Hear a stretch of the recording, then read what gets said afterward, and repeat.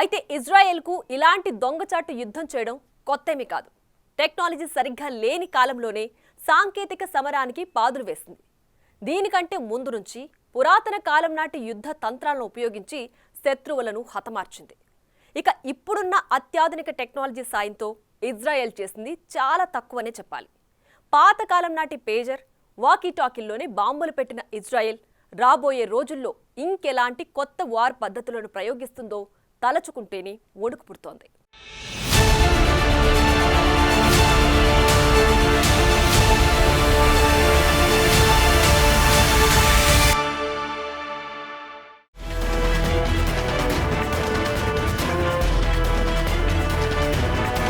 Lebanon Islamist militant group హిజ్బుల్లాను బలపరిచే ప్రయత్నంలో వేలాది పేజర్ల విధ్వంసానికి ఇజ్రాయెల్ పూనుకుందని స్పష్టమైంది. అయితే ఈ పేలుళ్లు ఒకే ఒక్క ఫోన్ కాల్తో జరగడం అందరికీ ఆశ్చర్యాన్ని కలిగించింది. ఇజ్రాయెల్ టెక్నాలజీని ఎంత లోతుగా వాడుకుంటుందో కూడా ఈ చర్యతో తెలుస్తోంది. ఇజ్రాయెల్ ఇంటెలిజెన్స్ విభాగమైన షిన్బెట్ ఇందులో కీలకంగా పనిచేసింది. అయితే ఇజ్రాయెల్కు ఇలాంటి పనులు కొత్తేమీ కాదు.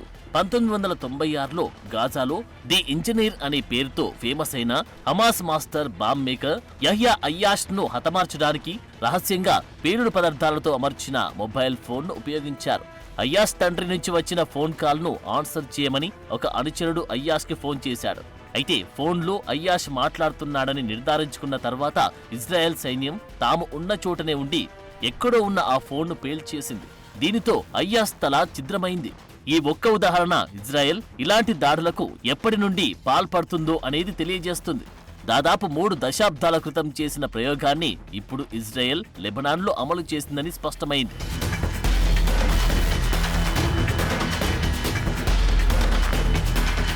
అలాగే 1997లో హమాస్ చేసిన వరుస ఆత్మాహుతి బాంబు దాడులకు ప్రతీకారంగా జోర్డాన్ రాజధాని అమ్మాన్లో పాలస్తీనా Islamist group political bureau chief Khalid మషాల్ను చంపాలని అప్పటి మొదటి ఇజ్రాయెల్ ప్రధాని బెంజమిన్ నెతన్యాహు ఆదేశించారు. దానితో రంగంలోకి దిగిన ఇజ్రాయేలీలు ఒక అపాయింట్మెంట్ కోసం తన కారు నుండి కిందకి దిగిన మషాల్ శరీరం పైన 2 సీక్రెట్ మొస్సాద్ నిఘా అధికారులు విషాన్ని చల్లారు. దానికోసం విషాన్ని నింపిన కోకాకోలా బాటిల్ను వినియోగించారు. అయితే ఈ ప్లాన్ విఫలమైంది. మషాల్ కుమార్తె దుండగుడిని పట్టుకోవడానికి వెంబడించింది. మషాల్ భద్రతా సిబ్బంది కూడా అప్రమత్తమయ్యారు. ఆ ఇద్దరిని జోర్డాన్ పోలీసులు బంధించారు. మషాల్ పై వేసిన విషానికి విరుగుడు ఇచ్చిన తర్వాత మొస్సాద్ అధికారుల్ని ఇజ్రాయెల్కు పంపించేశారు.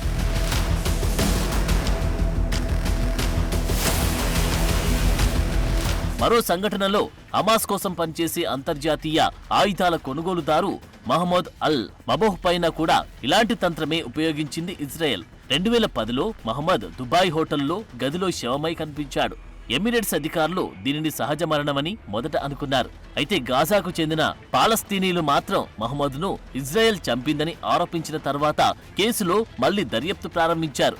తదుపరి విచారణలో మొస్సాద్కు చెందిన హిట్ టీం క్లోన్ చేసిన యూరోపియన్ పాస్పోర్ట్లను ఉపయోగించి టెన్నిస్ ఆడే పర్యాటకుల్లా వ్యాపారవేత్తల్లా హోటల్ సిబ్బందిగా నటిస్తూ మహమ్మద్ పై రెక్కీ నిర్వహించి హత్య చేసినట్లు సీసీటీవీ ఫుటేజ్ ద్వారా కనుక్కున్నారు. పోస్ట్ మార్టంలో మహమ్మద్ తీవ్రమైన మత్తులో ఉక్కిరిబిక్కిరై చనిపోయినట్లు నిర్ధారించారు.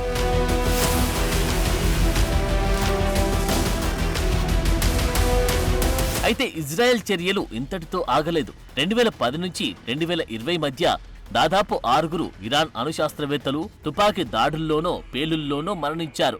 ఇరాన్ ప్రభుత్వ మీడియా నివేదికల ప్రకారం వారు ప్రయాణిస్తున్న వాహనాలకు అయస్కాంత బాంబులు అమర్చి పేల్చినట్టు తెలుస్తోంది. అయితే ఇది కూడా ఇజ్రాయెల్ పనేనని అప్పట్లో ఇరాన్ ఆరోపించింది.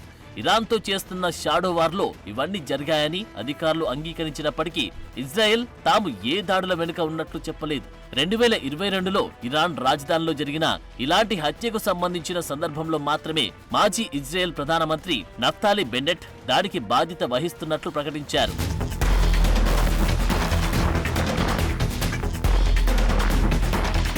అయితే ఇంతకు మించిన టెక్నాలజీని ఇజ్రాయెల్ 4 ఏళ్ల క్రితం వాడినట్టు తెలుస్తోంది. 2020లో టెహ్రాన్ శివార్లలో క్యాన్వాయ్లో వెళ్తున్న ఇరాన్ ప్రధాన అణుశాస్త్రవేత్త మొహసేన్ ఫక్రిజాదే కాల్చి చంపబడ్డాడు. కొన్ని ఇరాన్ మీడియా నివేదికల ప్రకారం ఇజ్రాయెల్ ఒక పికప్ ట్రక్కు వెనుక అమర్చిన ఉపగ్రహ నియంత్రిత స్నీపర్ రైఫిల్ను ఉపయోగించి ఫక్రిజాదేపై కాల్పులు జరిపిందని ఆరోపణలు ఉన్నాయి.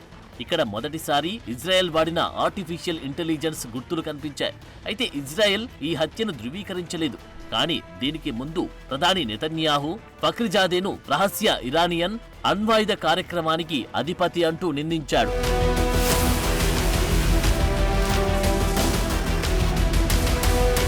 అయితే ఇజ్రాయెల్ ఇలాంటి చర్యలతో అంతర్జాతీయ యుద్ధ నిబంధనలు మీరుతుందని విమర్శలను ఎదుర్కొంటోంది. లెబనాన్లో జంట దాడుల వలన ఇప్పటికే గాజాలో పాలస్తీనా మిలిటెంట్ గ్రూప్ హమాస్ పై ఇజ్రాయెల్ చేస్తున్న యుద్ధం మరింత పెరిగే ప్రమాదముంది.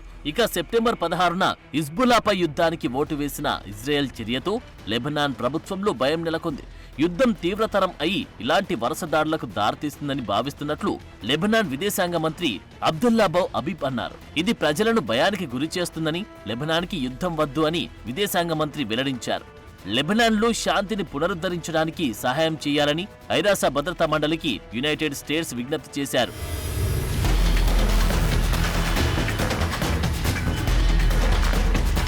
అయితే నిపుణుల అభిప్రాయం ప్రకారం పేజర్, వాకీటాకీలను పేల్చడం ద్వారా హిజ్బుల్లా కమ్యూనికేషన్ నెట్వర్క్ను నాశనం చేయాలనుకున్న ఇజ్రాయెల్ త్వరలోనే లెబనాన్లో సైనిక దాడికి దిగుతుందని భావిస్తున్నారు. ఒకవేళ అదే జరిగితే యుద్ధం మధ్యలో ఫైర్ కోఆర్డినేట్లను పిలవడానికి, మందుగుండు సామాగ్రిని తరలించడానికి, రియల్ టైంలో కమ్యూనికేట్ చేయడానికి హిజ్బుల్లా దగ్గర ఇప్పుడు పేజర్లు, వాకీటాకీలకు కూడా కొదువ ఉంది. ఈ తరుణంలో ఇజ్రాయెల్ తన మిలిటరీ ప్లాన్తో ముందుకు సాగితే ఇది హిజ్బుల్లాకు తీవ్రమైన హాని చేస్తుంది. ఈ క్రమంలో లెబనాన్లోని చిన్నపిల్లలు, సామాన్య ప్రజలు తీవ్రమైన సంక్షోభాన్ని ఎదుర్కోవాల్సి వస్తుంది.